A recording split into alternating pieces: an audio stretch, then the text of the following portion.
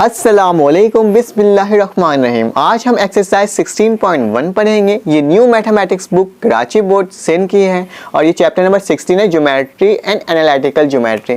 Geometry कहीं का भी हो, किसी भी बोर्ड का हो, किसी भी बोर्ड में पढ़ाया जाता हो, सॉल्व करने का तरीका यही होता है, चाहे वो सिंध का हो, चाहे वो कराची का हो, चाहे वो पंजाब का हो, बॉर्डर किसी भी कंट्री का हो, पढ़ाने का तरीका सेम होता है। तो आपको आज मैं पढ़ाऊँगा कि पैरामीटर आप किस तरह से पैरामीटर आप निकाल सकते हो। ठीक है, तो निकालने का तरीका क्या होगा वो भी सिखाऊंगा आपको। तो इससे पहले ये पार्ट 2 है। पार्ट 1 में मैंने क्या पढ़ाया था बेटा? पार्ट 1 में मैंने आपको सिखाया था कि आप डिस्टेंस फार्मूला किस तरह से फाइंड आउट कर सकते हो, या किसी भी ट्राइंगल से आप डिस्टेंस किस तरह से निकाल सकते हो with the help of distance formula. ठीक है, तो पार्ट 2 में और पार्ट 1 का मैं डिस्क्रिप्शन में लिंक दे दूंगा, आप वहां पे भी चेकआउट कर सकते हो किस तरह से वो question number 1 and question number 2 solve करवाया था। और क्वेश्चन नंबर 3 थोड़ी लेंदी था, तो मैंने सोचा कि उसको मैं एक अलग से पार्ट करके बता दूं ताकि आप आराम से निकाल लो। तो क्या करना है, सवाल क्या लिखा हुआ है हमारे पास, find the perimeter of the triangle form by the point. हमें एक ट्राइंगल है हमारे पास जिसके कुछ पॉइंट्स दिए हुए हैं, कौन कौन से, ए बी सी, और इसके कुछ कोऑर्डिनेट्स दिए हुए हैं, मतलब एक्स और वाई की वैल्यू दी हुई है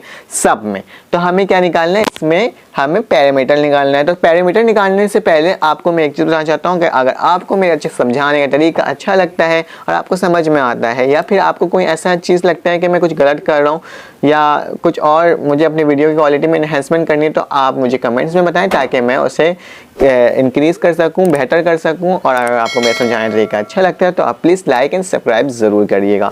तो आज हम इस सवाल को कंटिन्यू करते हैं, सॉल्व करना स्टार्ट करते हैं। लिखा हुआ है हमारे पास एक सवाल है, मैंने अभी बताया हमारे पास क्या है, एक ट्राइंगल है। ठीक है, हमारे पास एक ट्राइंगल है जिसकी मैंने क्या नाम, उसको मैंने नाम दे दिया, जैसे इसमें अल्फ़ाबेट लिखा हुआ है ना, ए बी सी, तो मैं भी इसमें क्या लिख देता हूँ बेटा, ए बी और सी। ठीक है, ए बी और सी मैंने लिख दिया। अब आपने क्या करना है, उसकी कुछ वैल्यूज़ दी हुई हैं उसके, तो हम उसको भी लिख देते हैं। कोऑर्डिनेट्स की वर्टिसेस की वैल्यू दी हुई, क्या दी हुई है, 0,0।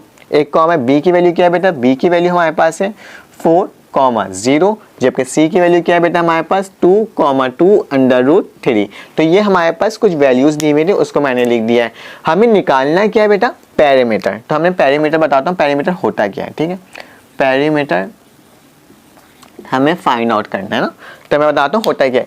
ए से किसी भी ट्राइंगल का, ठीक है, ए से लेकर बी तक का डिस्टेंस, बी से लेकर सी तक का डिस्टेंस और ए से लेकर सी तक का डिस्टेंस, ये तमाम डिस्टेंस जो होते हैं, तो इन सब का जब सम होता है तो उससे हम क्या कहते हैं, पैरामीटर कहते हैं। मतलब ए से लेकर बी का डिस्टेंस, बी से लेकर सी का और सी से लेकर ए तक का जो डिस्टेंस का हम सम करेंगे तो क्या हो जाएगा, पैरामीटर हो जाएगा। मतलब ए प्लस बी प्लस सी, इन सब को सम करेंगे तो हमारे पास क्या होगा, पैरामीटर हो जाएगा। लेकिन आपके पास एक सवाल होना चाहिए कि ये a प्लस बी प्लस सी कहाँ से आ गया, आपने तो कैपिटल में लिखा हुआ है, वहाँ स्मॉल में लिख रहे हैं। तो मैं आपको बताता हूँ क्यों मैंने इसको स्मॉल में लिखा है। मैं एज अ लेट्स सपोज करूँगा कि a से लेके b तक का डिस्टेंस क्या होगा, हमारे पास a होगा। ठीक है, b से लेके c तक का डिस्टेंस हमारे पास क्या होगा, b होगा, स्मॉल b। ठीक है, स्मॉल बी, जबकि सी से लेके ए तक का डिस्टेंस हमारे पास क्या होगा बेटा, हमारे पास सी होगा। ठीक है, क्योंकि हमने ए बी कर लिया ना, ए कर लिया बी कर लिया, तो यहाँ पे सी ही लिखना था, तो मैंने क्या लिख दिया, सी लिख दिया। क्योंकि मैंने ऐसी अल्फ़ाबेट से डोनेट किया, आपकी मर्जी, आप किसी भी अल्फ़ाबेट से कर सकते हो। ठीक है, तो मैंने वही जो अल्फ़ाबेट दिया था उसी को स्मॉल अल्फ़ाबेट में लिख दिया। तो आज इसको सॉल्व करने का तरीका क्या होगा, आपको अगर बोर्ड्स में मार्क्स चाहिए तो मेरे स्टेप्स को फॉलो करिएगा, इंशाल्लाह आपके बोर्ड्स में भी अच्छे मार्क्स आएंगे। ठीक है, तो आज कहते हैं हमने इसको सॉल्व करने का तरीका क्या होगा, आपने सबसे पहले लिखना है डेटा, क्योंकि हमें कुछ चीज़ें गिवन दी हुई हैं तो हम उसको लिख लेते हैं डेटा में। तो हमने लिखेंगे डेटा, जैसे ही हम डेटा लिखेंगे, डेटा लिखने के बाद क्या करते हैं, मैंने हमेशा समझाया आप लोगों को, आप लिखते हो गिवन, जो चीज़ें हमें मौजूद हो रही है। हमें क्या क्या चीज़ें दी हुई है, ए की वैल्यू दी हुई है 0,0, जबकि b की वैल्यू दी हुई है हमारे पास क्या है बेटा 4,0, जबकि c की वैल्यू हमें दी हुई है 2,2√3।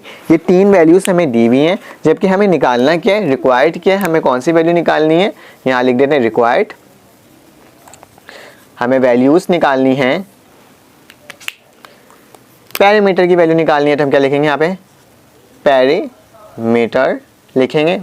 इसकी वैल्यू निकालनी, जो चीज़ निकालना होता है हम क्या करते हैं, क्वेश्चन मार्क डाल देते हैं। और हमारे पास फार्मूला क्या होगा, फार्मूला भी लिख देते हैं यहीं पर। हमारे पास फार्मूला होगा, एक तो ये होगा, पैरामीटर का फार्मूला होगा, किसके बराबर है पैरामीटर, पैरामीटर बराबर है ए प्लस बी प्लस सी, ठीक है। एक फार्मूला तो हमारे पास ये है, लेकिन एक और हमें फार्मूला निकालना पड़ेगा। मैं क्या बोला, ए से लेकर बी तक का डिस्टेंस, तो हमें क्या लगाना पड़ेगा, कौन सा फार्मूला, इसमें डिस्टेंस फार्मूला लगेगा। डिस्टेंस फार्मूला से ए की वैल्यू निकलेगी और ए की वैल्यू उसमें पुट हो जाएगी, तो हमारे पास क्या आ जाएगा, आंसर हो जाएगा। तो मैं डिस्टेंस फार्मूला भी यहीं पर लिख देता हूँ।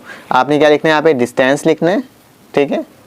और डिस्टेंस फार्मूला हमारे पास क्या होता है बेटा, हमारे पास रूट लगता है। रूट लगने के बाद हम क्या लिखते हैं, हम लिखते हैं x2 माइनस x1 का होल स्क्वायर, ठीक है। यहाँ जगह कम है, लेकिन मैं यहाँ लिख दे रहा हूँ ताकि मैं वहाँ पे काम करवा सकूँ आपको। y2 माइनस y1 का होल स्क्वायर, ठीक है। ये y2 है, ठीक है। ये हमारे पास फार्मूला है, ठीक है। x2 माइनस x1 का whole square plus y2 minus y1 का होल स्क्वायर, तो ये हमारे पास फार्मूला है। अब बताता हूँ इसको सॉल्व किस तरह से किया जाएगा। बहुत आसान है, बहुत इजी तरीके से ये सॉल्व हो जाएगा। तो हम सबसे पहले लिखेंगे यहाँ पे सोल्यूशन लिखेंगे। नेक्स्ट स्टेप हमारे पास सोल्यूशन का होगा। हमने जैसे ही सोल्यूशन लिखेंगे, सोल्यूशन लिखने के साथ साथ हमें क्या निकालना है, ए और बी का डिस्टेंस निकालना है, क्योंकि हमें इसको सम करना है ना, तो ए और बी। तो हम सबसे पहले लिखेंगे first we will find A B. हम क्या निकालें, हम सबसे पहले क्या निकालें, ए और बी का डिस्टेंस निकालें। डिस्टेंस लिखने का तरीका क्या होता है, ये होता है। इसका मतलब क्या होता है, हम डिस्टेंस निकाल रहे हैं, ठीक है। मॉड लगाते हैं, ऊपर एक डैश लगा देते हैं, बार का निशान लगा देते हैं, तो क्या होता है, डिस्टेंस हम मालूम कर लेते हैं। क्या लिखें, first we will find A B का डिस्टेंस निकालना है। तो हम क्या करेंगे, एक जगह ये, फिर इसका हमने क्या लिखना है, हमने लेट लिखना है। लेट करेंगे ए बी किसके बराबर है, ए बी बराबर हमारे पास ए के बराबर है, क्योंकि हमें ए की वैल्यू निकालनी थी ना, उसमें पुट करनी थी। या तो आप डायरेक्ट भी पुट कर सकते हो, लेकिन A plus B plus C as a standard तरीका होता है लिखने का। तो क्या करेंगे, ए बी जो था, डिस्टेंस जो था, हमने किसके बराबर ले लिया, ए के बराबर ले लिया। तो हम लिखेंगे यहाँ पे ए और फार्मूला लगा देंगे। फार्मूला क्या होता है बेटा, x2 माइनस x1 का whole square plus y2 minus y1 का होल स्क्वायर। ये क्या है, डिस्टेंस फार्मूला है। हम किसका डिस्टेंस निकाल रहे हैं, ए और बी का डिस्टेंस निकाल रहे हैं। तो हमने ये लिखा। लिखने के बाद हमें मालूम करना है x2 की वैल्यू क्या है, y2 की वैल्यू क्या है। हम निकाल किसका रहे हैं बेटा, अभी हम निकाल रहे हैं ए और बी का निकाल रहे हैं। तो हम लिख लेते हैं value x1 y1 x2 y2। इसकी वैल्यूज हम फाइंड आउट कर लेते हैं पहले, ताकि यहाँ पे पुट कर सकेंगे। तो x1 की वैल्यू क्या होती है, पहली वाली वैल्यू होती है 0, y1 क्या होगा, उसके बराबर वाली वैल्यू, x2 क्या होगी 4, जबकि y2 क्या होगी 0, ठीक है। अब यहाँ से देखते हुए मैंने यहाँ पे ऐसे रफ में लिखा हुआ यहाँ पे, ताकि आप ना जल्दी जल्दी से देखते हुए लिख लो। आप ये किनारे में पेंसिल से लिख लिया करो, ताकि जल्दी जल्दी से लिख सकें। तो मैंने a लिख दिया, वैसे ही a की वैल्यू निकालनी, a किसके बराबर होता है, a b के बराबर होता है, ठीक है। तो x2 की वैल्यू क्या, जल्दी से ढूंढो। यहाँ पे x2 की वैल्यू हमारे पास 4 है, हमने 4 लिखा।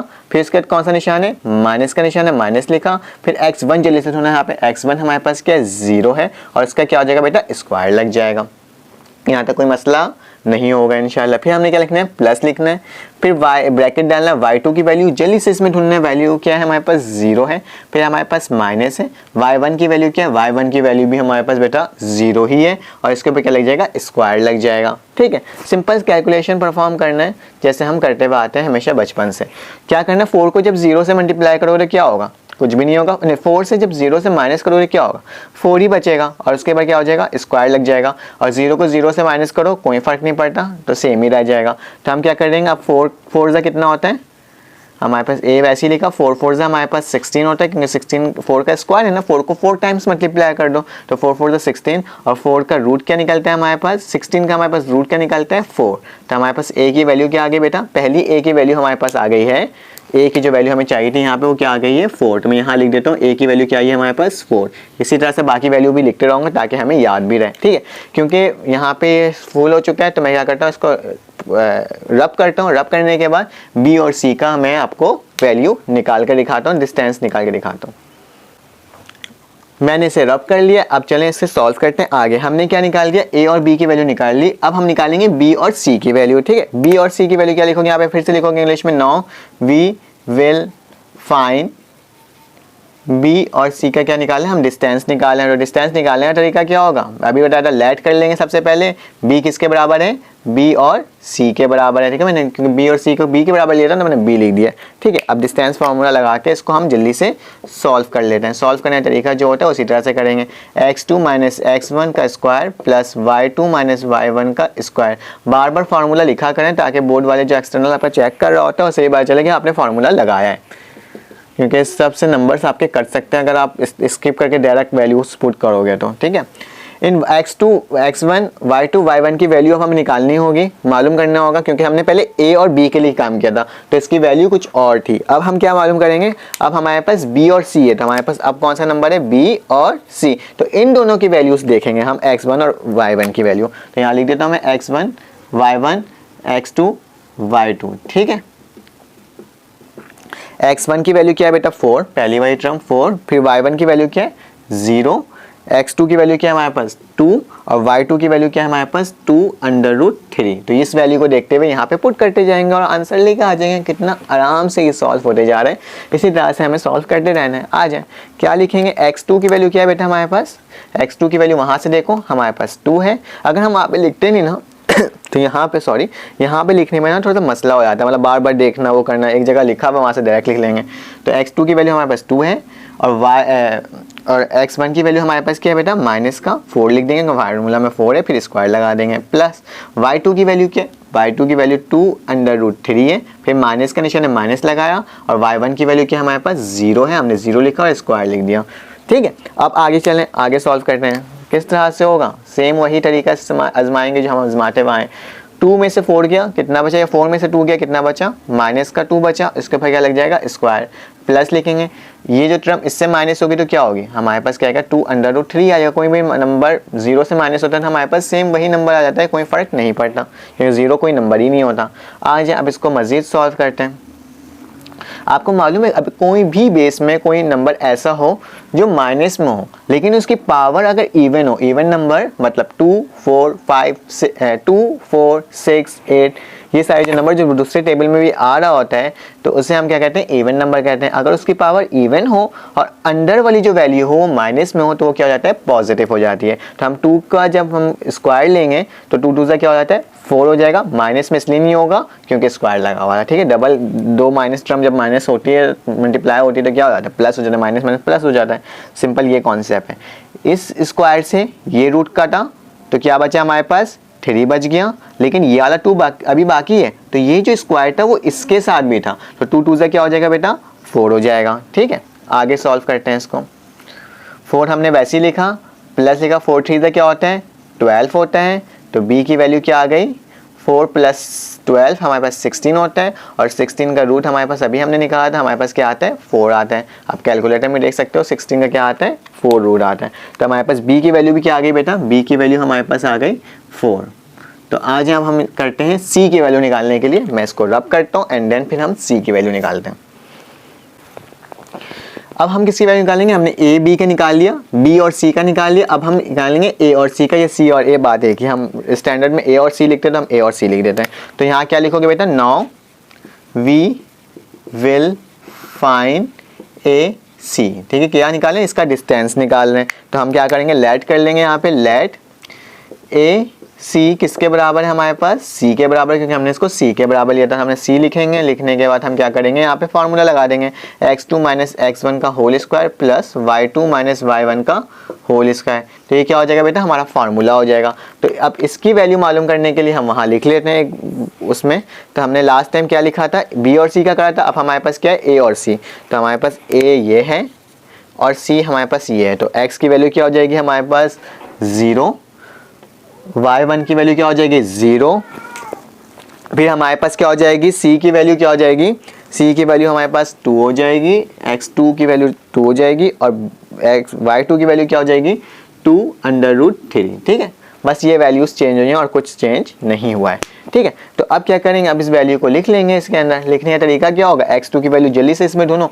x2 की वैल्यू हमारे पास 2 है, हमने 2 लिखा, फिर माइनस लिखा, और x1 की वैल्यू क्या है हमारे पास 0 है, और उसके ऊपर क्या लग जाएगा बेटा स्क्वायर लग जाएगा, प्लस लिखा, y2 की वैल्यू क्या है, y2 की वैल्यू हमारे पास 2√3 है, जबकि उसके बाद कौन सा निशान है, माइनस का निशान है। आपको तो अब रट्टा लग चुका होगा, हमने बार बार एक ही चीज़ को करें, याद हो चुका होगा आपको। साथ साथ अब नोट्स रख लिया करें, कॉपी पेंसिल रख लिया करें, ताकि आप साथ साथ सॉल्व करते रहें, ताकि आपके पास नोट्स भी बनते रहें। क्योंकि आज तो हमने सिर्फ ये सवाल को कवर करवा रहे हैं ना, लेकिन ऐसे बहुत सारे सवाल एक साथ हो रहा होता है। तो 2 और इसके बाद y1 की वैल्यू क्या हो जाएगी हमारे पास, 0 हो जाएगा, इसका क्या हो जाएगा, स्क्वायर हो जाएगा। चलें इसको सॉल्व करते हैं, ठीक है। इम्प्लाइज दैट का निशान डालना मत भूलिएगा, वरना बोर्ड में इसके भी मार्क्स कट जाते हैं। तो 2 का स्क्वायर क्या होगा, यही होगा, 2 का स्क्वायर ही लिखेंगे। जब ये इससे मल्टीप्लाई होगा 2√3 हम वैसे ही लिखेंगे। 2 2 ज़ा कितना हो जाता है बेटा, 2 2 ज़ा हमारे पास क्या हो जाता है, 4 हो जाता है, प्लस ये 2 से ये रूट काटा, इस स्क्वायर से ये रूट काटा, और ये 2 इसके साथ भी तो क्या हो जाएगा, 4 लिख देंगे, और हम 3 लिख देंगे। फिर क्या हो जाएगा, 4 3 हमारे पास क्या होता है, 4 3 हमारे पास 12 होता है। 4 3 हमारे पास 12, 4 + 12 कितना हो जाता है बेटा, 4 + 12 हमारे पास 16 होता है रूट। तो हमारे पास सी की वैल्यू क्या आ रही है, सी की वैल्यू हमारे पास आ रही है हमारे पास फिर से 4, क्योंकि रूट 16 क्या होता है, 4 के बराबर होता है। तो मैं यहाँ लिख देता हूँ सी की वैल्यू हमारे पास क्या आ रही है, 4। ये मैं भी रफ के लिए लिख रहा हूँ, यहाँ पे समझने के लिए मैंने 3 वैल्यू निकाल ली है, ठीक है। अब आ जाते हैं, अब पैरामीटर की वैल्यू क्या होगी, a + b + c, मतलब जो a की वैल्यू आई है, b की वैल्यू आई है, c की वैल्यू आई है, वो पैरामीटर के फॉर्मूला में पुट करो और क्या आ जाएगा, आंसर आ जाएगा। कितना आसान सा था, बस लेंदी था और कुछ नहीं था, सिर्फ वैल्यूज़ निकालनी थी। आई एम इसको रब करता हूँ एंड देन उसको सॉल्व करवा देता हूँ। मैंने इसे रब कर लिया। अब क्या करना है, हमें पैरामीटर की वैल्यू लिख देनी है। हम क्या लिखें, पैरीमीटर हमने लिखा, इसकी वैल्यू क्या होती है, हम क्या लिखते हैं, a + b + c होता है हमारे पास, ठीक है। तो हम क्या करेंगे, पैरामीटर फिर से लिखेंगे, ठीक है। और लिखने के बाद a की वैल्यू क्या है बेटा हमारे पास 4, प्लस b की वैल्यू हमारे पास 4, प्लस c की वैल्यू 4। मतलब इतना जो हमने काम किया था a b c की वैल्यू निकालने के, डिस्टेंस फार्मूला सिर्फ इसके लिए किया था, असल में यही निकालना था हमें। फिर क्या हो जाएगा, पैरामीटर हमने फिर से लिखा, लिखने के बाद क्या करोगे बेटा, 4 + 4 कितना होता है 8, और 8 + 4 कितना होता है 12। तो हमारा आंसर क्या आ रहा है 12, पैरामीटर में आ रहा है। इसका आंसर लिख दो। मैं एक बार बुक में भी चेक कर लेता हूँ, जी बिल्कुल बुक में भी सेम क्वेश्चन आंसर आया है, तो हमारा क्वेश्चन बिल्कुल ठीक है।